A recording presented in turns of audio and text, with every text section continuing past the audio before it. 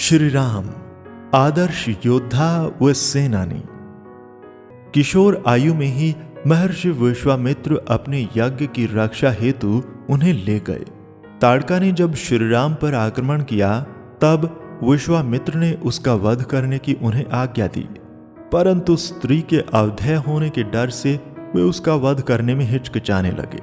विश्वामित्र ने जब धर्म का महत्व बताया, इतिहास में उदाहरण बताए और उसे मार डालना जनहित की दृष्टि से उचित बतलाया, तभी श्री राम ने ताड़का का वध किया।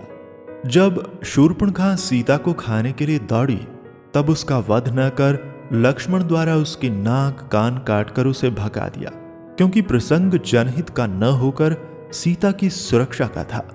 यज्ञ रक्षा के समय और दंडकारण्य में खर दूषण के साथ युद्ध करते समय श्री राम की सहायता करने वाले अकेले ही लक्ष्मण थे। फिर भी उन्होंने सारी राक्षस सेना को पूर्णतः नष्ट किया। अनेक राक्षसों का श्री राम ने वध किया, परंतु किसी भी समय उन्होंने नीति बाह्य युद्ध नहीं किया। कुछ लोगों का यह मत है कि बाली पर श्री राम ने वृक्ष के पीछे छिपकर बाण छोड़ा था, किंतु प्रत्यक्ष वाल्मीकि रामायण के अनुसार श्री राम ने अपने धनुष का टंकार कर आकाश को वज्र ध्वनि से प्रतिध्वनित किया और आगे आकर उसके सीने में बाण मारा।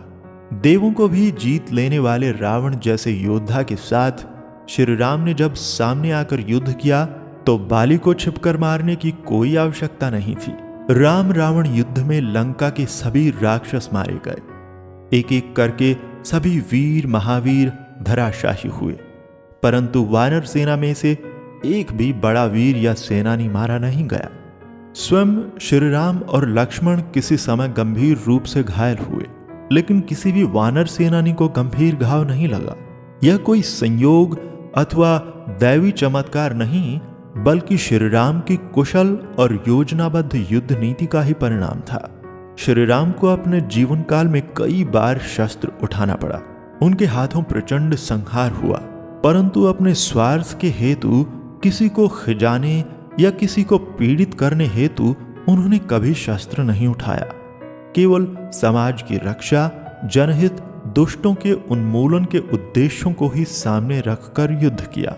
इसी कारण एक योद्धा या सेनानी के रूप में श्री राम आदर्श हैं। कथाबोध। जिस श्री राम का लगभग आधा जीवन हाथ में शस्त्र उठाकर लड़ने जूझने में बीता, उन्हीं श्री राम को अहिंसा को अपना जीवन ध्येय, जीवन मार्ग, जीवन सर्वस्व मानने वाले गांधी जी ने अपना आदर्श माना। राम राज्य का सपना देखा। प्रजा की रक्षा हेतु, देश की रक्षा हेतु की गई हिंसा भी अहिंसा होगी। इसीलिए अहिंसा के उस पुजारी का सर्वोच्च आदर्श योद्धा शस्त्रधारी श्री राम हैं। कोई साधु सन्यासी तपस्वी नहीं।